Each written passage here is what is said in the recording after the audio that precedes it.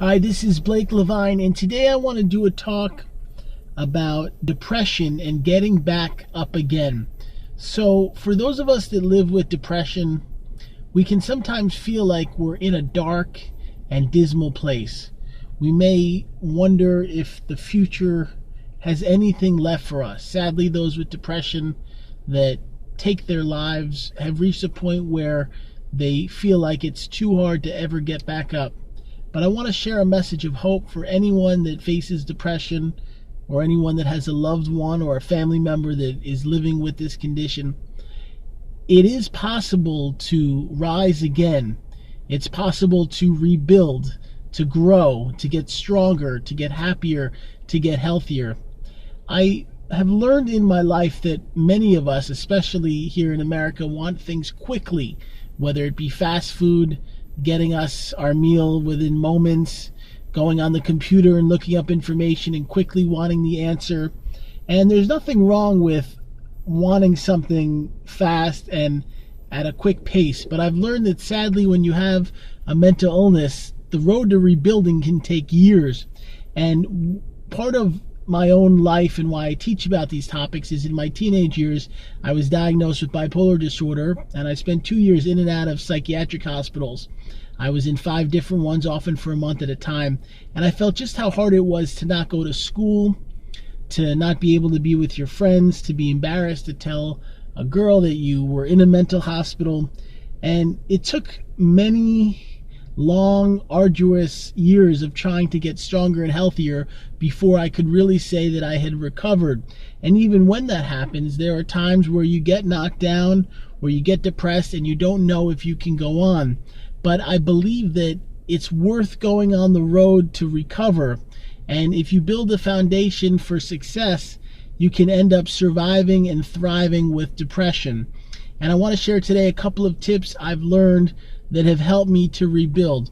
The first is to try to boost your own confidence. Too many of us tell each other negative things about ourselves. We say we're weird, or we're a loser, we're ugly, or we're a failure. And when we say those things, we knock ourselves down. It's so vital to say things that fill us up with hope. We look in the mirror and we say, I love who I am. I love that I am handsome. Even if we're overweight, we love that we have a body and that we honor ourselves. If we have people in our lives, we feel grateful for having them. And we say to ourselves, you know what? I appreciate where I am in this moment. Another tip I've learned is to not be hard on ourselves for failures. Many have failed in business. With the economy being so harsh as it's been, many have tried to start a career and it hasn't worked out, whether it be getting let go from a job, failing to get hired at one, having a business not thrive. And you can't take that all out on yourself. Even if part of it has to do with you, there's another part of it that's out of your control, and you have to say, you know what? At least I've tried. At least I put my energy and my effort into doing something. At least I've been working at all. And if you can't work, that's okay too. Sometimes depression is so hard that it's too difficult to find a job or to even try to get out of bed and go on interviews. And sometimes we have to say, you know what, I'm willing to accept that this hard, long road, is going to be tough for working. And I want to say one last thing today, because I think this is so vital.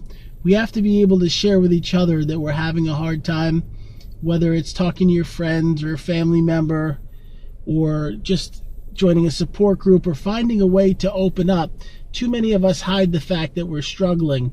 And part of my life and why I consider myself brave is since I've been a teenager, I've opened up about my story and my experiences. And I did that for a reason. I felt so different and awkward and judged. And my dream was that one day, talking about my experiences could impact other young people, that they didn't have to feel awkward or weird or different. Because when you have an illness, either depression or bipolar, it's just like anything else. It's not your fault, that it doesn't make you a weak or bad person. And these days, so many secretly struggle with depression that we need to create a world where we talk about what's happening. We talk about what we're feeling. We talk about what we're facing. And we know that we're in this together. None of us are alone. and we can find hope when we come together. I want to thank you for watching this video. We have an amazing life coaching program. I work with people by phone from all over the world, and I help them to get stronger, to get driven, to get motivated, to have a healthy outlet. They can text with me daily. We work on the phone to open up and to make change and to set goals. And I'd love to help you if you want to work together. You can learn about it on my website. I'll share it below.